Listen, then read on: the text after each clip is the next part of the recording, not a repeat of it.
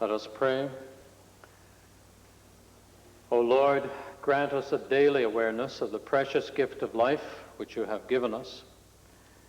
As members of this legislative assembly, we dedicate our lives anew to the service of our province and our country. Amen.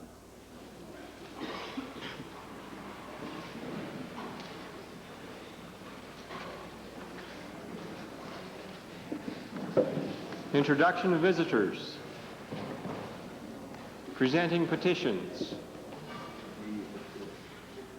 Reading and receiving petitions. Presenting reports by standing and special committees. Notices of motions. Introduction of bills. Go ahead. Thank you, Mr. Speaker. I would like to introduce Bill number 332, standing my name in the order paper, the Monitoring of Methane Levels in Coal Mines Act.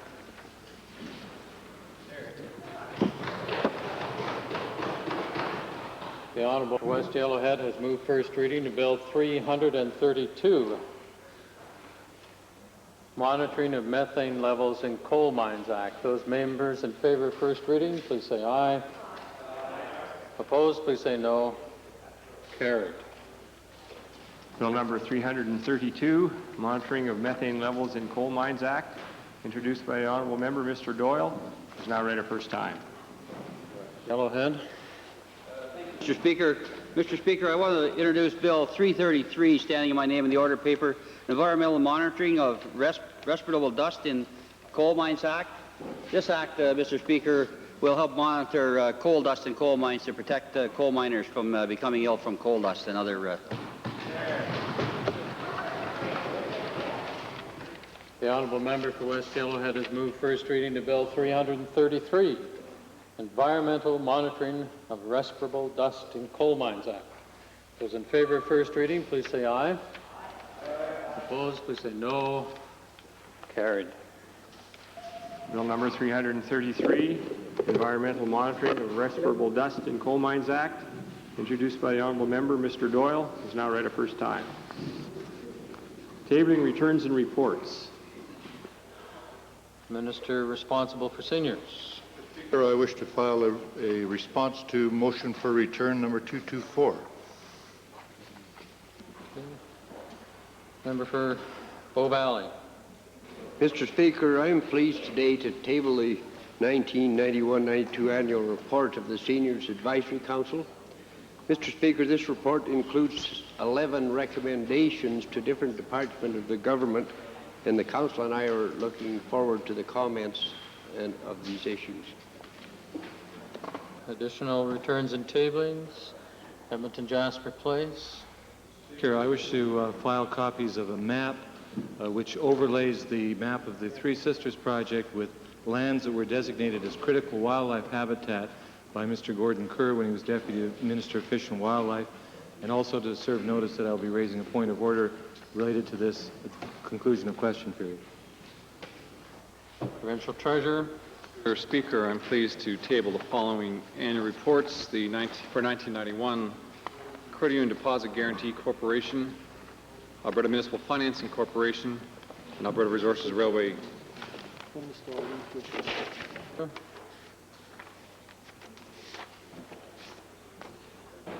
That's it. Introduction of special guests. Member for Banff Cochrane, followed by Edmonton Jasper Place. Mr. Speaker, I'm very pleased today to introduce to you and through you to members of the Assembly a very dedicated and hard-working town councillor from the town of Cochrane, Mr. Jerry Jankowitz. Mr. Jankowitz is a first-term councillor. He's seated in the members' gallery. I would ask him to rise and receive the traditional warm welcome from the Assembly.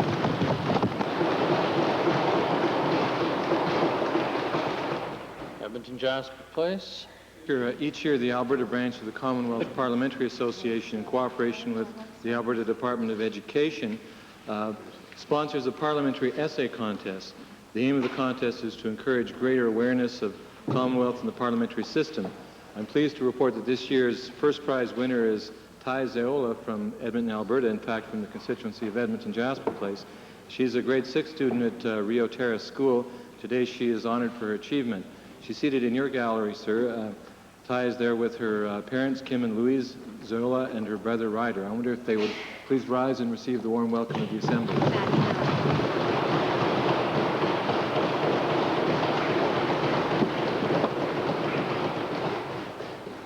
Another introduction as well. I also am pleased to introduce in the public gallery a delegation of environmental groups who are concerned with the Great West Country, the foothills region of the province of Alberta, north of Rocky Mountain House, south of Drayton Valley. They represent the Friends of the West Country, the Red Deer Naturalists, the Sierra Club, a group called CAGE, which is Citizens for, I think, Action on the Environment, and Western Canada Wilderness Committee. I wonder if they would please rise and receive the warm welcome of the Assembly.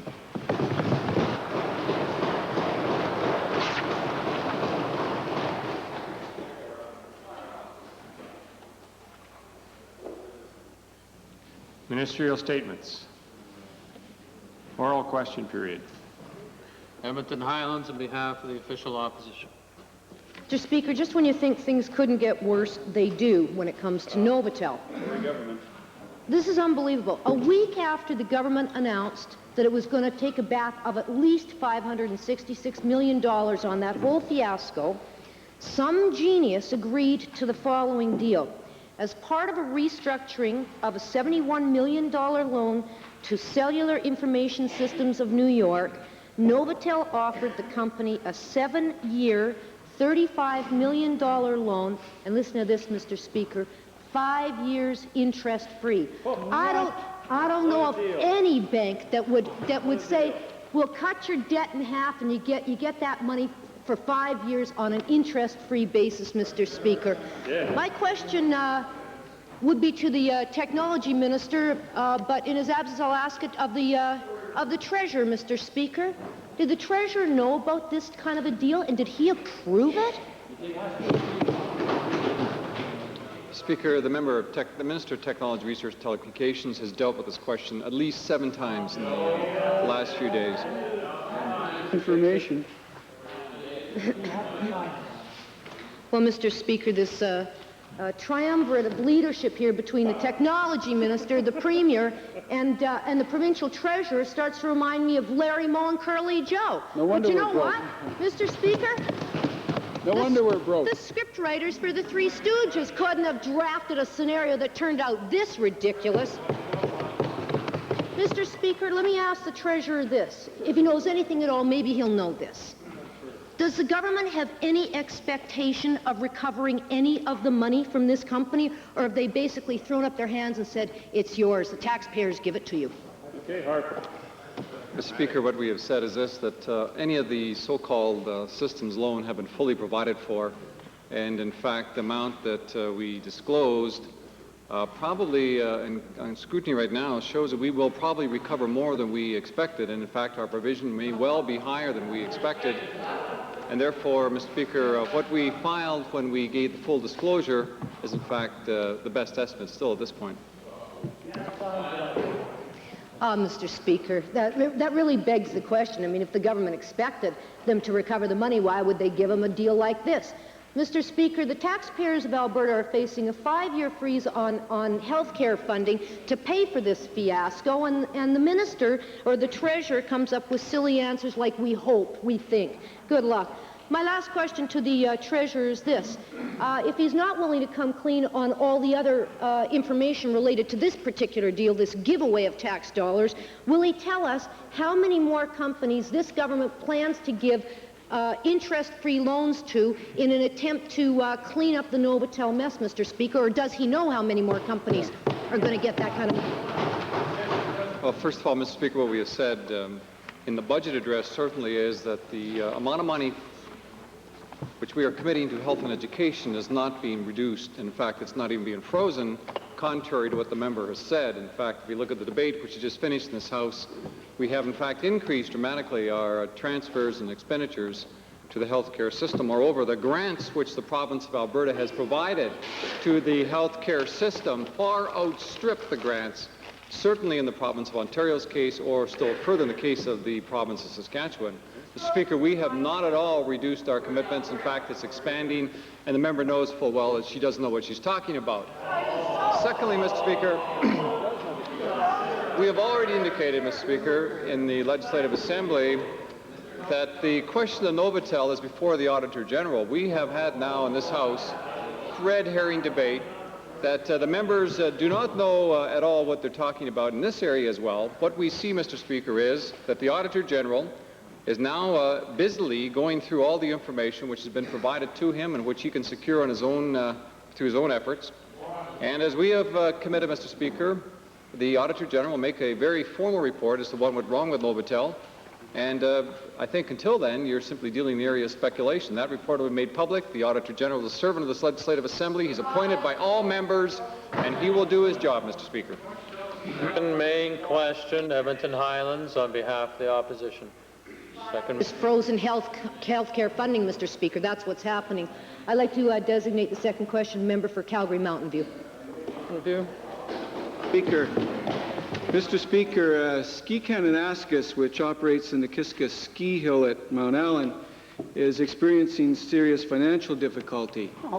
Given that this government's backing a $3 million loan guarantee for Ski Kananaskis, this is going to be one more financial fiasco the Alberta taxpayer is going to have to pay for. Will the Minister of Tourism, Parks and Recreation brief the Assembly as to why negotiations are currently taking place to terminate by mutual agreement the operating lease between the Alberta government and Ski Kananaskis? Let's hear it. Mr. Speaker, every premise of what he said is totally not factual. We do not have a guarantee. We are not canceling the lease. The lease was renewed a year ago in May. It's a 15-year lease, and they are living up to the terms of that lease. Well, first of all, the minister should read the public accounts. He can find that information about the guarantee there for sure. Mr. Speaker, in taking back the lease, the government will have to cover the bank loan. And as part of the deal being discussed, Ski Kananaskis will turn over assets to the government, but continue to operate the hill for $1 while efforts are being made to find an operator at that hill. Mr. Speaker, not only will the taxpayers have to pay $3 million, but they'll have to assume the ongoing operating costs, Mr. Speaker. Will the minister describe the size of the ongoing operating costs the taxpayers are going to have to pay at that ski hill? Let's hear it.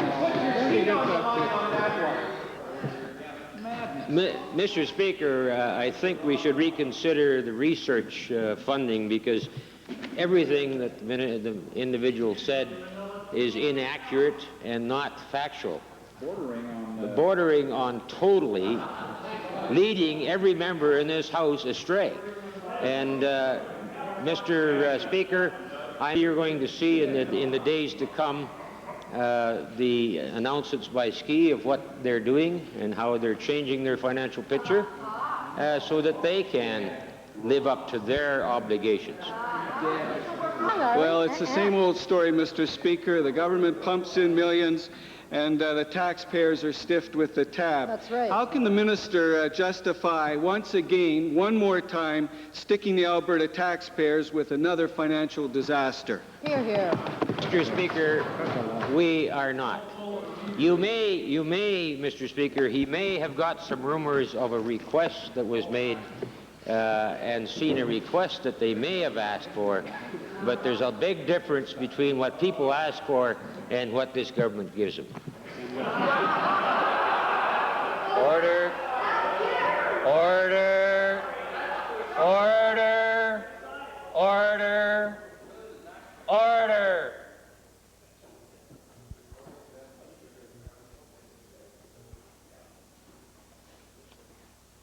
Edmonton Glengarry on behalf of the Liberal Party. Mr. Speaker, Albertans now know that the collection of the hundreds of millions of dollars owing to Novotel has been given over to Northwest Trust in Edmonton. Our offices have talked to a number of trust companies and have learned from those trust companies that it is most unusual for a trust company to act as a collector of a huge portfolio like the one due and owing to Novotel. Collection agencies that have huge portfolios confirm this. Mr. Speaker, Both collection agencies and trust companies that we spoke to say that the usual practice and the ethical practice is for this kind of a job to be tendered. Finally, Mr. Speaker, we've learned that Northwest Trust only recently hired collection personnel because they didn't have the in-house depth to do the collection that this Novotel portfolio required. My first question is to the Treasurer. Inasmuch as it is good business practice, and inasmuch as it's ethical to do and deal with the business community by tendering, I'd like the Treasurer to tell Albertans why this particular contract, collection of a huge portfolio regarding Novotel, wasn't tendered to the finance community. Mr. Speaker, the member went a long ways to get to the question, and he was absolutely wrong in his lead-up. Let me first of all clarify that very important point, that to suggest that a financial institution can't collect financial debts is just more silliness from that member, and all Albertans recognize that, Mr. Speaker. Liberals, the cleanup will go to public Well, tender. Mr. Speaker, I guess the Treasurer didn't hear the question like he doesn't hear any of the questions that are put to him on Novotel. Let me try again. My information from the industry is that the usual collection fee for work of a huge portfolio like Novotel is between 13 and 20%. I'd like the Treasurer to stand and, without dodging the question, tell Albertans exactly what the fee is that the government will be paying Northwest Trust in the collection of these Novotel accounts. Speaker, we're still in the process of confirming the agreement between the Novotel entity, which controls and owns the loans, and Northwest Trust, but I can assure you that'll be far below what the member has mentioned. Give them a business without please. That's just plain sloppy, just the way this government has been sloppy in the whole Novotel fiasco. Mr. Speaker, my last question is this. The government has hinted that more monies will be required to pay to bad American corporations, that is, American corporations that are in financial difficulty. But yet Northwest Trust, we're told by the Treasurer, will be a collector only. I want the Treasurer to tell us who will authorize any payments that are made to these American companies that are in difficulty that need more financial help. Who will authorize those payments? Mr. Speaker, the government has never rumored that. The member from Norwood and the member from Glengarry have rumored that. Let's be absolutely clear where the rumors come from, because most Albertans know that this is just pure rumor mongering when it comes right down to the issue. Mr. Speaker, what is it that Northwest Trust is doing is the following. As I've explained before, Northwest Trust is acting as an agent. It is not taking onto its balance sheet any of the loans that are involved with respect to Novotel, and in fact, the Novotel loans will still stay inside the Novotel Corporation itself and are not being transferred to Northwest Trust. Secondly, Northwest Trust will act as an agent, has taken on certain of the members of the experts in Novotel who were in fact involved in the collection will be essentially assigned on a contract basis to Novotel, so there's continuity in the file, so the expertise is in Novotel. And finally, Mr. Speaker, because the loans are already in a government Crown-controlled agency, they will be presented in the consolidated statements along with all other government information. And let me make that very clear, that it will be part of the consolidated statements of the government as well. So it won't be off balance sheet as others have claimed. Be full disclosure. It'll be a straight objective contract of an agency relationship. It will not be Northwest Trust balance sheet, and the loans will stay in the Novotel company. Now, we have also said, Mr. Speaker, that we've made full provision for all the bad debts. In fact, in checking, Mr. Speaker, we have found that, in fact, we have provided more than 100%, at least 100% in some cases, and more than 75% in all cases, in any of the loans that have been referred to, and we're confident that our loan program will allow us to collect the loans as they are now outstanding, and that essentially is the update. It's complete, and anything else is simply rumors, I said, Mr. Speaker.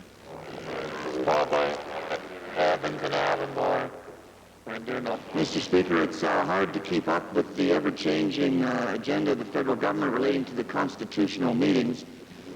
First we hear that there are deadlines, then we hear there's no deadlines, then we hear that the country's on the brink of disintegration, then we hear that everything's coming together. I wonder if the Premier can tell us, has he heard from the Prime Minister, has he heard from Mr. Clark, in terms of the process from here? Are there going to be further meetings? The federal government going to just march on alone? Or are the lazy, hazy days of summer just going to magically bring us all together? Has the Premier heard from the office of the Prime Minister or Mr. Clark?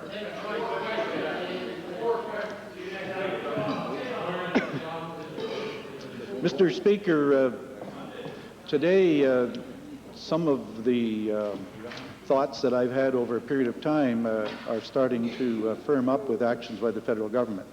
I have thought over the course of the past several weeks that it would be necessary for First Ministers to get together on constitutional matters.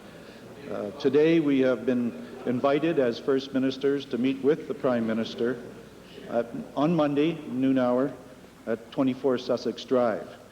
I'm sure, Mr. Speaker, the matter will allow us all to discuss a variety of constitutional matters. Well, forgive me, Mr. Speaker, for not having the faith that the Premier does and being a little bit suspicious about a possible agenda here. We've got the Queen coming, we've got July 1st, and we've got all the Premiers looking like they're secluded over lunch at 24 Sussex Drive. Can the Premier tell us, is he prepared for the pressure that may be upon him to give in to various demands as all of these events unfold in this scenario?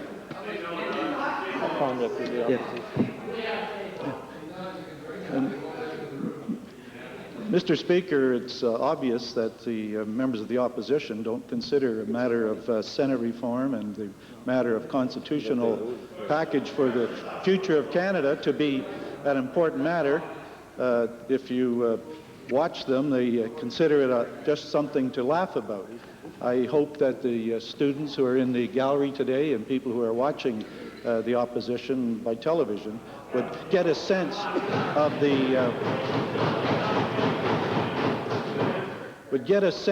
the way in which they treat very serious subjects, and they would not be very happy with that performance.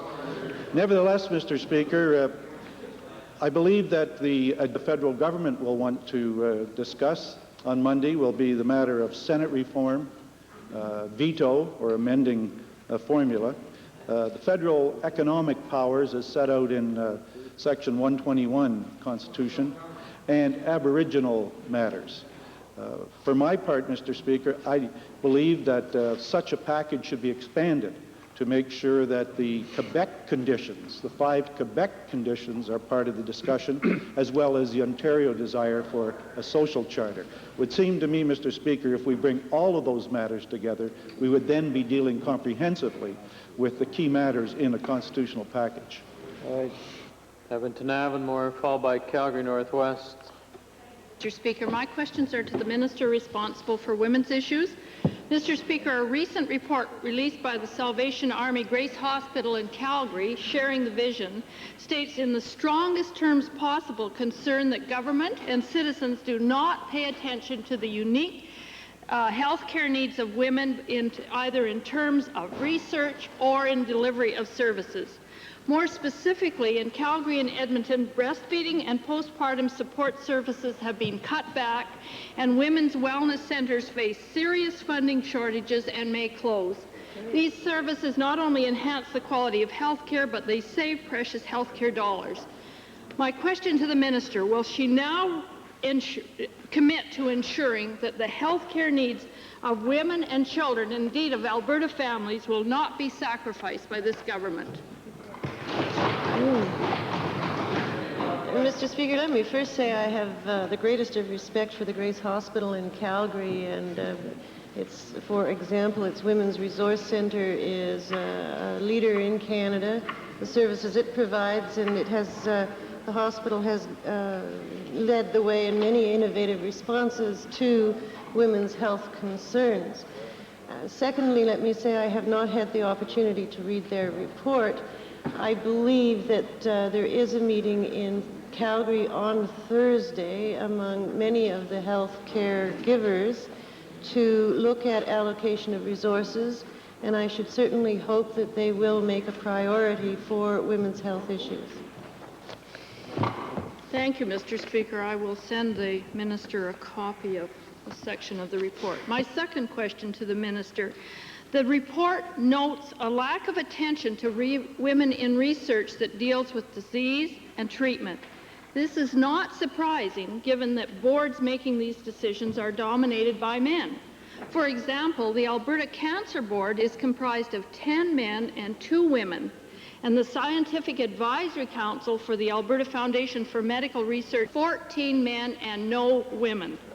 Will the minister responsible for women's issues now advocate on her own behalf, on behalf of Alberta women and Canadian women, to ensure that women have equitable representation on boards making decisions about health research and treatment funding?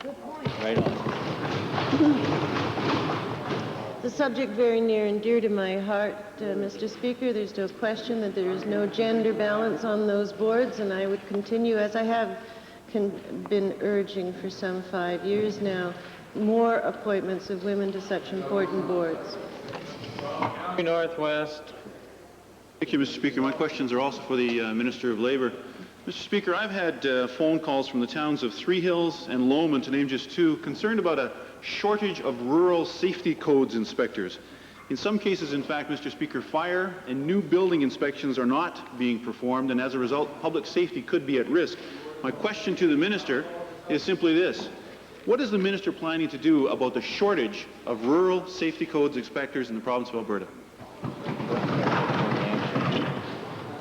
Mr. Speaker, we are, as the member knows, moving towards implementation of the new Safety Codes Act, which will in fact increase the opportunity for more people, qualified people, to provide the kinds of services that the member is mentioning.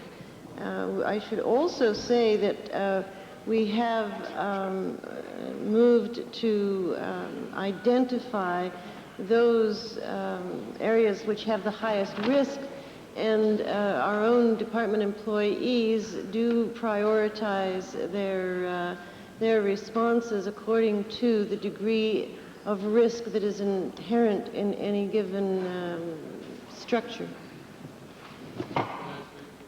Thank you, Mr. Speaker. Mr. Speaker, in many places, these positions are filled by people like the volunteer fire departments. And these people are being asked to give up time from their businesses to go get training. So my question to the Minister, my supplementary, is how does the Minister plan to ensure that on one hand the training will be given to these safety codes officers, and yet on the other hand they can ensure that their businesses remain operational, because many of these are simply a one-person business and they don't have relief staff to accommodate time off for training? Mr. Speaker, volunteer fire brigades are a great tradition in Alberta, and we've all known the courage and the community service that the people who do volunteer their time and efforts in those brigades has stood us in good stead over the years. In terms of giving them so that they are able to handle the fires that they are called to with the minimum of risk to themselves. Now, this is an ongoing challenge. Our fire school in Vermilion, however, has been responding to that need over years and continues to be, again, one of the leading institutions in Canada for that purpose. However, as we continue to get more sophisticated in both materials which have fire risks and also in our capacity to handle them, there is an ongoing upgrading and retraining component. In each and every one of those cases, the fire school and the municipalities cooperate among themselves to have the most appropriate and expedient arrangements made to accommodate the needs of the firefighters. Mountain House, followed by West Yellowhead. Thank you, Mr. Speaker. Situated in the Rocky Mountain House constituency is the world's largest natural gas processing plant, as well as many smaller natural gas processing plants. So it's easy to understand why the sale of natural gas is so important to this constituency. Today, the National Energy Board issued a very strong decision regarding the sale of natural gas to California to the Minister of Energy. Is this decision consistent with Alberta's actions and what are the immediate implications? Mr. Speaker, as the honourable member for Rocky Mountain House pointed out, this is a very important issue to Alberta. And really, the background for the decision by the National Energy Board with regard to natural gas exports began in December of 1988 when the Public Utilities Commission, or when the Pacific Gas and Electric made an application to the National Energy Board to get their gas license extended. They made representations that it was a good long-term relationship with Alberta and they wanted it to continue, and therefore their license was extended. In February of 1990, they had a hearing in California that basically tried to subvert long-term contracts between Alberta producers and the utilities in California. And this relationship with California has really eroded ever since. That resulted in this government bringing forward the NOVA Terms of Service Regulation Validation Act, Bill 9, Mr. Speaker, this spring in the legislature, to really preserve those long-term contractual relationships. The National Energy Board decision really lends weight and support in a major way to the position that the Alberta government has taken over the last couple of years. Simply says that Alberta and now the National Energy Board will not allow unilateral action to abrogate long-term contracts. Mr. Speaker, producers rely on these contracts to finance their exploration and production activities in this province, and we are saying, as is the National Energy Board, if you want to buy Alberta products, live up to your contractual relationships. The NEB decision and Bill 9, Mr. Speaker, do both of those things. Thank you, Mr. Speaker. Many of the producers in the Rocky constituency are presently evaluating further expansion of natural gas sales to California. To the Minister of Energy, what are the implications of these projects for the province? Mr. Speaker, that is a very important yet delicate question to ask. The producers are trying to discreetly separate the expansion to California and the existing restructuring of flowing gas to California, but I don't think that can happen, Mr. Speaker. This certainly puts some jeopardy into the possibility of pipeline expansions to California in terms of timing more than anything, whether they occur now or whether they occur at a time when there is greater stability and a greater reliance on the certainty of the regulatory bodies in California. We want to know, as do producers, Mr. Speaker, as does now the National Energy Board, that if there is further gas to be sold to California, that there's a level playing field and that we know what the rules are up front. And the rules are that if you enter into a contract, you live up to that contract or you negotiate your way out. You don't rely on a regulator to arbitrarily change those contracts. Eldemont Project and PG&E are both looking to expand sales to California. I should say, Mr. Speaker, I'm frankly disappointed with PG&E and their lack of support for Alberta producers before the Regulatory Commission in California. I think that they should be standing up and saying, yes, we entered into those contracts and we believe that contractual sanctity is an important relationship to maintain. That hasn't happened, Mr. Speaker, and it does cast a pall over pipeline expansions to California. West Yellowhead. Mr. Speaker, the Minister of Occupational Health and Safety's committee to establish new regulations governing coal mine safety have proven to be nothing but a total sham. While Labour negotiated their position in good faith and arrived at agreement with management's negotiating team, management and owners of the coal mines are now refusing to accept the recommended new regulations. They are saying their own representatives on negotiations did not have the power to bind them to any agreement. Shame. Will the Minister of Occupational Health and Safety admit that the long negotiations on the new regulations he has been relying on to deflect questions coal mine safety were a farce and a waste of time designed to accomplish nothing but delay dealing with the problem of coal mine? No, Mr. Speaker. I guess he wouldn't admit it, Mr. Speaker. Mr. Speaker, the Minister has pledged to the mine workers to establish another mine safety committee. He wants to start the new negotiations based on the draft regulations agreed to in the first round. Since Labour accepted the agreement and management didn't, It appears the minister would like to draft to represent Labour's position and leave management free to try to water down to see if it would be acceptable. Given that the miners now have no reason to believe in this minister's commitment to mine safety, what assurances will the minister give that the regulations coming from his new negotiations will not be weakened even further and would be finalized by January 1993? Mr. Speaker, I think the gentleman across the way should get another scriptwriter because everything that he says in that writing is wrong. I visited the mine here a week ago, and they pledged to the workers and the employers. Order. You ask your question and you supplement. Honorable member, just be quiet, please. You forget what the system is. Ask a question, wait for an answer. Ask a supplementary, wait for an answer. Don't shove back and forth. Got it? Thank you very much. Now we'll look to Edmonton Jasper Place. Mr. Speaker, the area south of Drayton Valley, north and west of Rocky Mountain House, east of the Forestry Trunk Road is a natural treasure. On any given weekend, thousands of Albertans can be found hunting, fishing, or observing nature.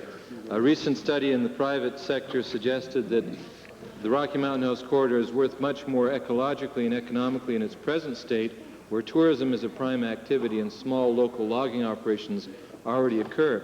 I would like to ask the Minister of Tourism if he is documenting the tourism, recreation, use, and potential for that area, known as the Brazo Timber Development Area, so that these options can be considered alongside the sun pine option of clear cutting.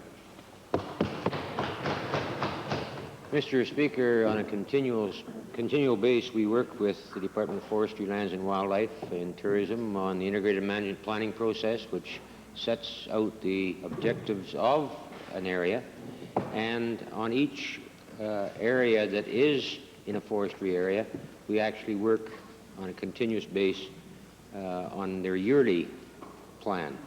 So very definitely our staff work hand in hand and have identified the opportunities throughout many regions of the province. Mr. Speaker, the problem is that the ongoing tourism activity can be destroyed by rapacious logging. So I'd like to ask the Minister of Forestry, Lands and Wildlife, who has many times promised public input on major allocation decisions by his department, if he will undertake today to ensure that he will take whatever steps are necessary to have the proposed Sun Pine Forestry Management Agreement sent to the Natural Resources Conservation Board alongside tourism options so that the public can review the options before he signs the deal. Yeah, it's a good idea. Well, Mr. Speaker, first of all, there's been a lot of public consultation in the area that goes back a number of years with respect to the integrated resource planning process that took place. Presently, I have to remind the honourable member that a forest management agreement is a commercial document that spells out terms and conditions for the company. That doesn't give them the right to cut any wood. Before they can cut any wood, they need harvesting plans and an annual operating plan, and that is subject to ongoing public consultation. It's not good to have just one snapshot in time, because it's a living process, and that's what we've established to review this. Along with that, going back to his first question, what's a paramount concern is not only the wood resource, but the wildlife resource, the recreational opportunities, and sensitive habitat and sensitive areas that are all looked at along with logging. Logging is only one part of the process. It's not to take away from the recreational opportunities that are in the area. Margaret McKnight. Speaker. Mr. Speaker, we continue to get phone calls from seniors who express skepticism over the government's supposed concern about their welfare. The minister's public meetings are causing seniors to rightfully question the government's commitment to their open and fair consultation. Seniors are telling us the meetings are stacked and manipulated by government. My question is to the minister responsible for seniors. If the government really wants to hear what seniors have to say at their public meetings, why are the meetings chaired, facilitated, and the results of proceedings recorded and controlled by government employees? Well, I'd like to thank the honourable member for her interest in a process that's been going on for almost a year, in fact, a little over a year. Mr. Speaker, about a year ago, we made a commitment to consult with seniors. We've done this on as comprehensive a basis as possible, and it's true part of that consultation process is holding forums across the province. Participation has been voluntary. We've asked people of all ages to come forward to the meetings and devote a full day to the discussion not of our agenda, but of theirs, and what they see is the principal issues facing seniors now and in the future, and what they see as a solution to that. We felt it only fair that if we are asking as many as 120 and 150 people who attend these meetings to give up a day, that we handle this day in as professional and as neutral a manner as possible. So it is true that we tendered a process where we would have facilitators who were skilled in chairing such meetings. We didn't prepare the agenda. We prepared discussion papers that they may use at the meetings, but certainly we did not control either the input or the outcome of those meetings. Mr. Speaker, the seniors see this as patronizing and manipulative. If the government really wants the seniors to trust this process, will the minister stop the nonsense right now and let the seniors run and record their own meetings? Well, I'm really disappointed in the reaction of the member, because I haven't heard those comments from any of the people who have attended the meeting. As a matter of fact, we have had nothing but praise from the members of the seniors community, as well as those providing services to the seniors for the meetings that we've held. They've been informative, they've been thought-provoking, and they are going to be a portion of our document that is laying out an agenda for the next 15 years or 20 years for the seniors in this province. It's a very, very worthwhile exercise. It has had very good results. The meetings have ended. We're in the business right now of trying to compile all of the vast amount of information we've gathered, and I just think that I have nothing but praise for both the process and the results. Good job. Speaker, last night I was privileged to participate in a meeting that was organized by the minister responsible for women's issues to discuss a very thorny issue, and that's court-ordered child access. Representatives from the Premier's Council in Support of Alberta Families, from the Alberta Women's Secretariat, from non-custodial parent support groups, from grandparent support groups, and also from the justice system, met in a very non-confrontational environment to discuss issues. I believe the meeting was an important first step, Mr. Speaker, and my question to the minister is, what did the minister learn about the inadequacy of the present system? Mr. Speaker, I think it's fair to say that all of the participants found the meeting to be very useful, and I take this opportunity to thank the member for Banff Cochrane and his taking the time to participate and contribute as well. It was a meeting, as I said yesterday, to begin to explore the issue, and it rapidly emerged that there was a wide consensus among the various points of view at each of the tables. One of them was that the current system dealing with access to children after divorce, in fact, is adversarial, and indeed the way it is structured tends to increase adversarial relations between parties. Moving beyond that, however, we approached values and principles, and it was without a doubt everyone shared value that children should be the center of any process that deals with these questions, and that it is their rights and interests and needs which we must concentrate on at all times. Moving from there, there was also a statement that was endorsed by the meeting that we need to be very careful in how how we deal with the definition or the understanding of family, because we must always remember that when there are children, the relationship with them does not depend upon a marriage certificate.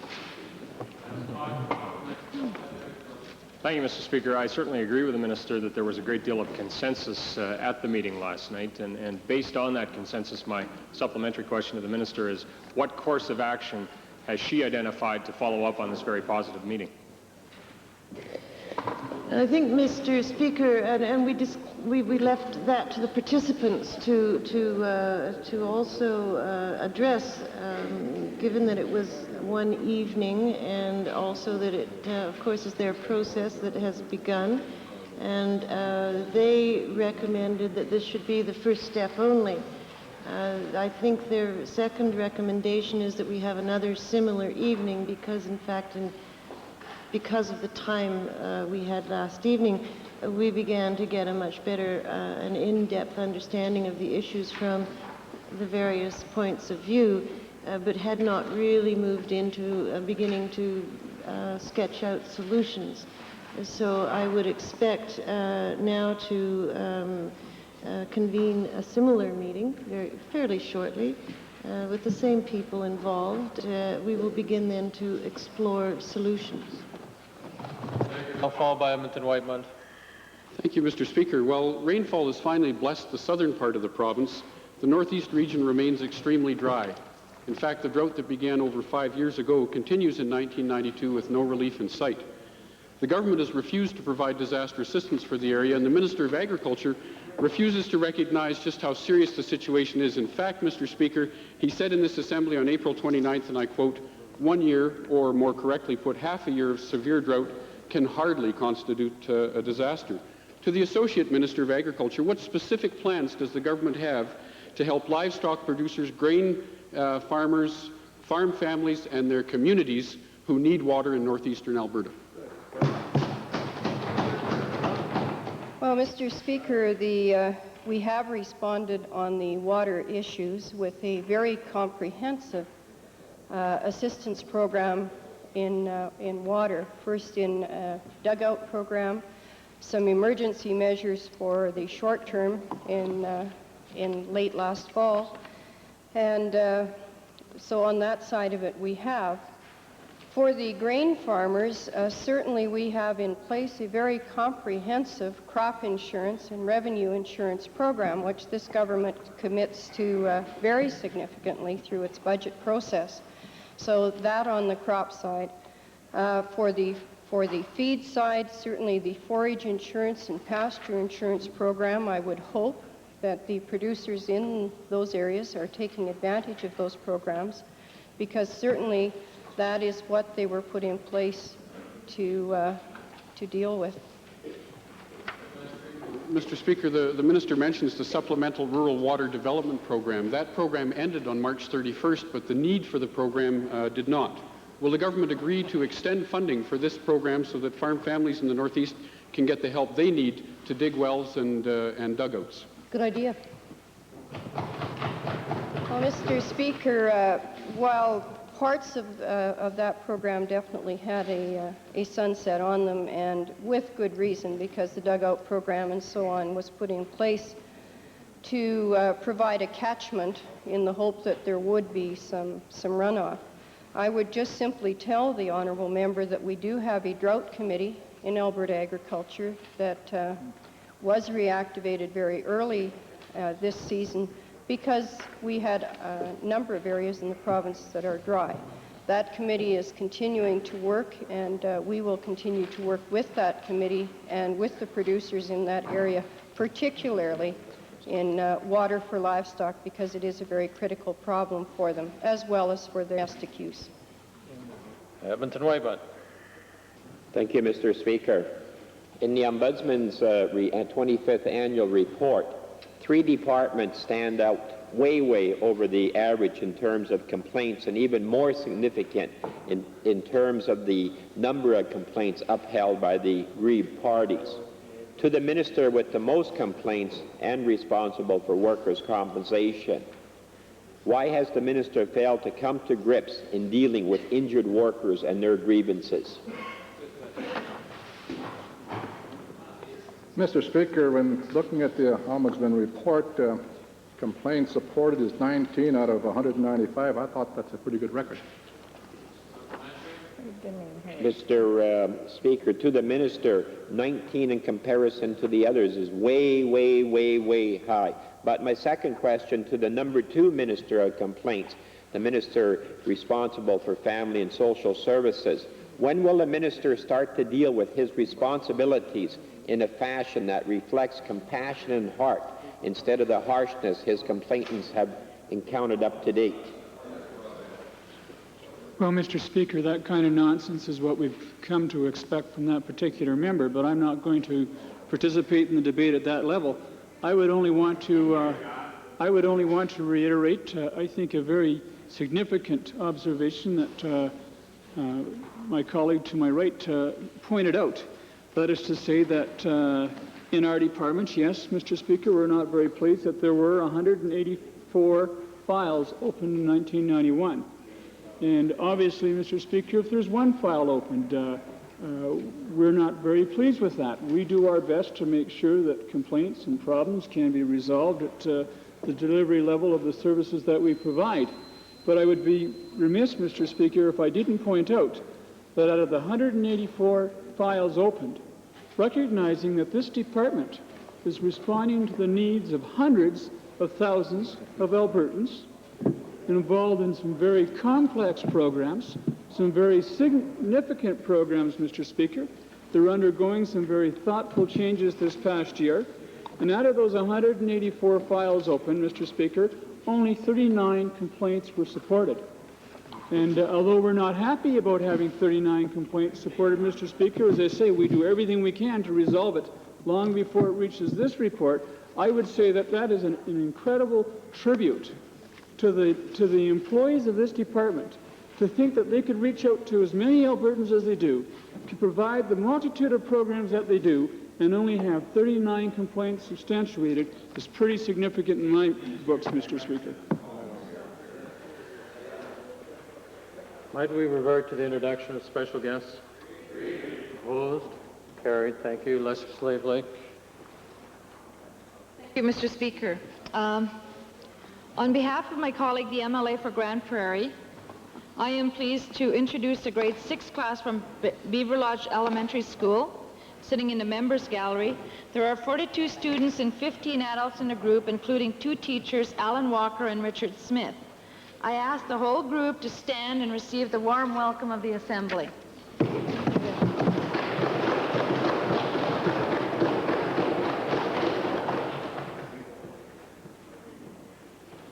2 procedural matters. First, a point of order, Edmonton Jasper Place, and then the chair will give the ruling with respect to the purported point of privilege of a few days back. Thank you. Edmonton Jasper Place. Thank you, Mr. Speaker. Yesterday in question period, I asked questions of the Minister of Tourism and Forestry, Lands and Wildlife about the Three Sisters project, presently before the Natural Resources Conservation Board. The questions I asked were about a 1979 agreement signed by 2 ministers setting aside certain lands for wildlife habitat in mitigation of development in Kananaskis, and a memorandum from the Assistant Deputy Minister of Fish and Wildlife declaring certain lands to be critical wildlife habitat and asking the government to acquire them for that purpose.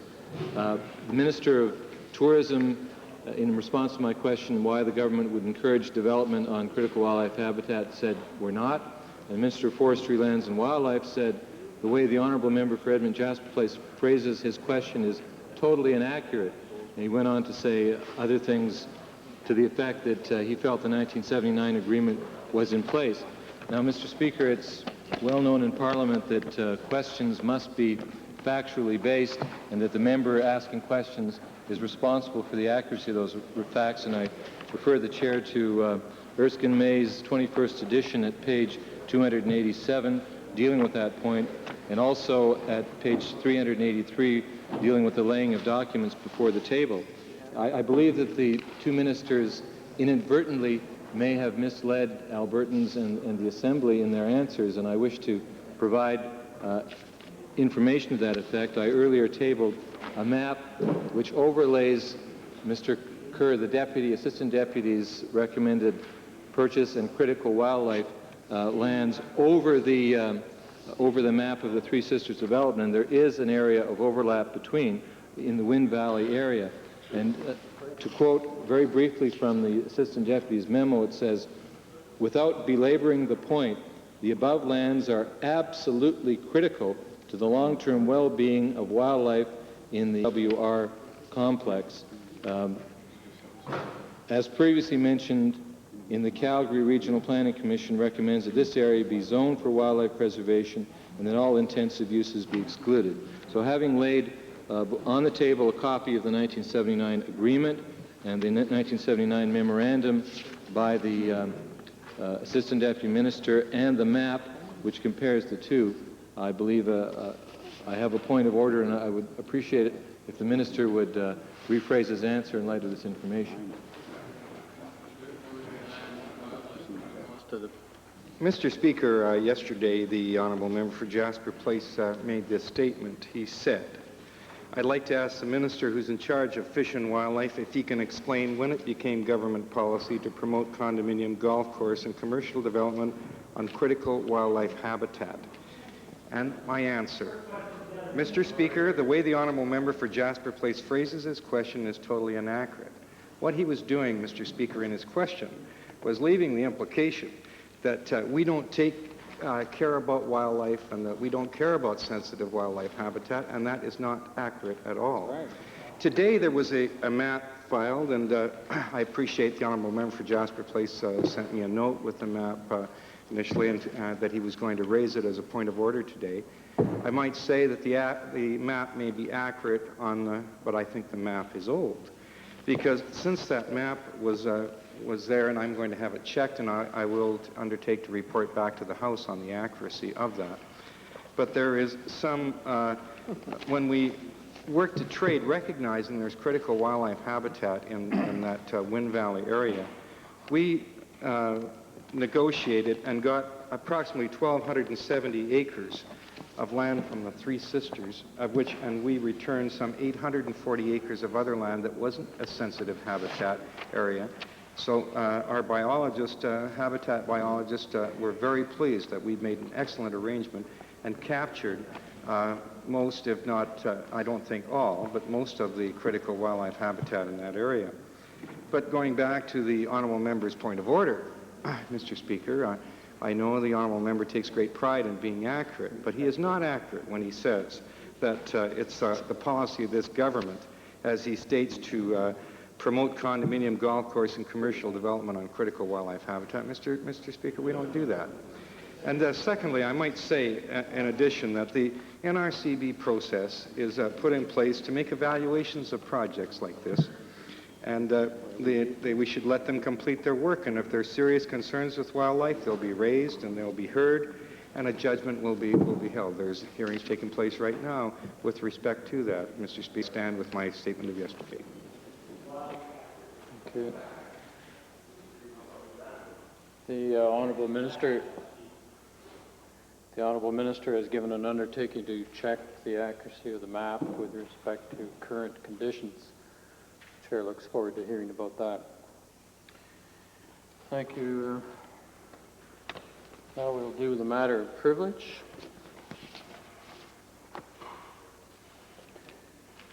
On Friday, June the 19th of 92, the Honourable Member for Edmonton Strathcona rose on a purported point of privilege with regard to being denied access to the Fort Saskatchewan Correctional Facility.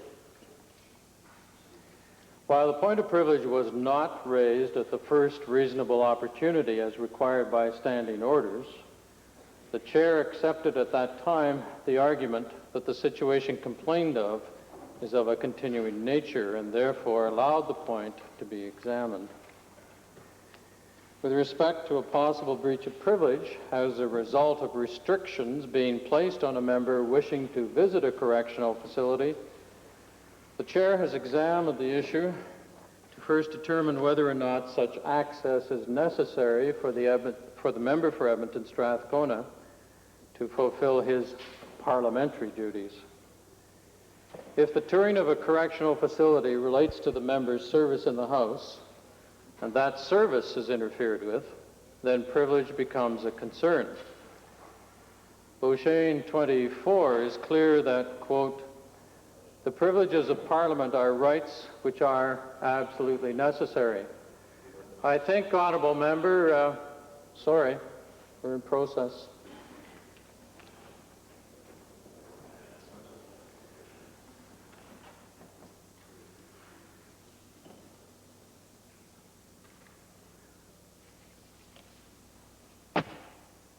Cause the door to be open and the member to come in. I'll start from the top of the page. Thank you.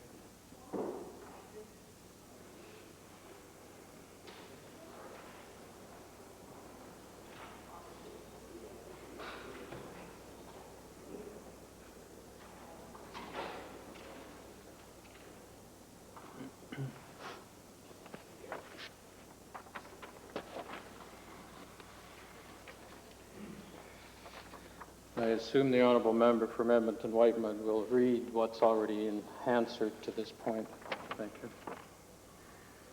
Beauchesne 24 is clear that, quote, the privileges of Parliament are rights which are absolutely necessary for the due execution of its powers. They are enjoyed by individual members because the House cannot perform its functions without unimpedance of the services of its members. Close the quote. On June 19th, the member for Edmonton Strathcona, at page 1506 of Hansard, stated that as official opposition critic for the Solicitor General's Department, access to certain correctional facilities is an extension of his duties in the House.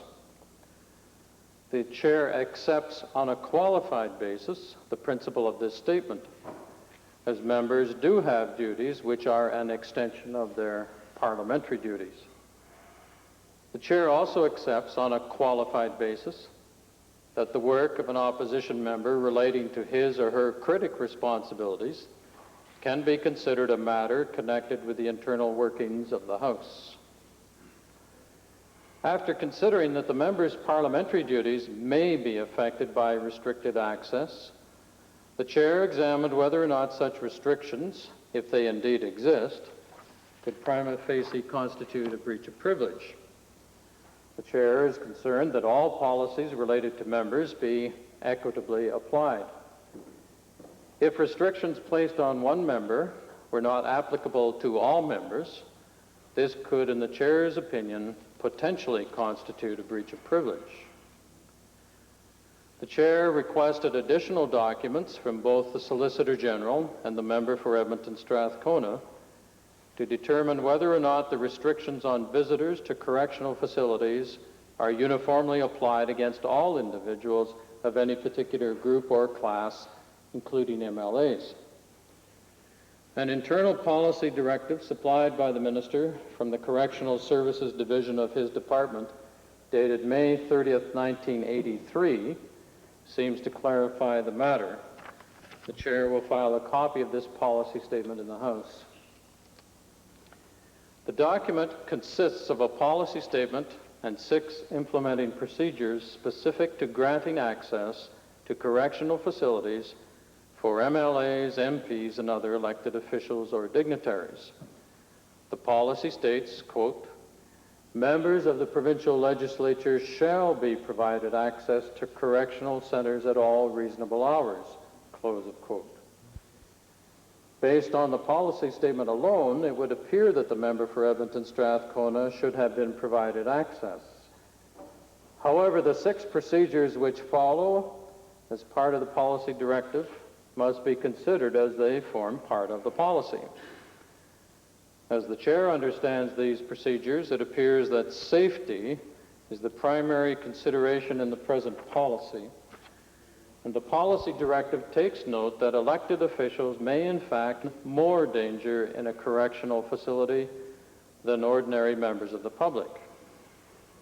The memo makes no mention of party affiliation or any other criteria which might allude to arbitrariness and a possible breach of a member's privileges. Importantly, the first of the 6 procedures specifically states, quote, members of the Legislative Assembly of Alberta wishing to tour provincial correctional centers are required to receive permission from the Solicitor General, close the quote. The member for Edmonton Strathcona did indeed comply with this requirement by writing to the Solicitor General on June the 9th of 92. On June the 12th, the Solicitor General responded in writing to the honourable member's request. The chair notes in the Solicitor General's response two specific sentences, quote, "Unfortunately, I am not able to grant your request at this time," close the quote, and, quote, "Should the opportunity arise where a tour might be facilitated, I will inform you," close the quote. When one reviews the response of the Solicitor General to questions raised by the member for Edmonton Strathcona during question period on June the 18th, 1992, as found at page 1461 of Hansard, the reasons for these two statements in the Solicitor General's letter to Edmonton Strathcona become clear. And quoting from Hansard, Mr. Chivers, "Will the Solicitor General now reconsider his arbitrary refusal to grant me permission to visit the Fort Saskatchewan Correctional Institution?" Dr. West, "Mr. Speaker, at the present time, and I've been Solicitor General for not long at this time, I'm reviewing the policies as they relate not only to the structure of our correctional facilities, but to our policies as they relate to touring the facilities. The answer directly is, until I have finished those types of reviews and looked at structure, no." Close the quote. The visitation policy has been in place since 1983, and the chair has no evidence before it that the policy is arbitrarily or inconsistently applied. The Solicitor General has clearly indicated the visitation policy to be under review, and the Solicitor General's decision to put in abeyance all visits while he reviews the existing policy is within his prerogative as a Minister of the Crown. The Solicitor General has clearly stated that he is not able to grant the member for Edmonton Strathcona's request at this time. And the opportunity arise where a tour might be facilitated, the member would be informed. In light of this information, the chair rules that there appears to be no prima facie breach of privilege. The chair also wishes to advise all honourable members that in assembling and reviewing information over the past days with respect to this entire matter, that both the member for Edmonton Strathcona and the Solicitor General were most cooperative. The Solicitor General did inform the chair that the member for Edmonton Beverley had toured the Belmont Correctional Facility since he had become Solicitor General, but approval for this visitation had been granted by his predecessor and had occurred prior to the current review of the visitation policy. Thank you. Orders of the day.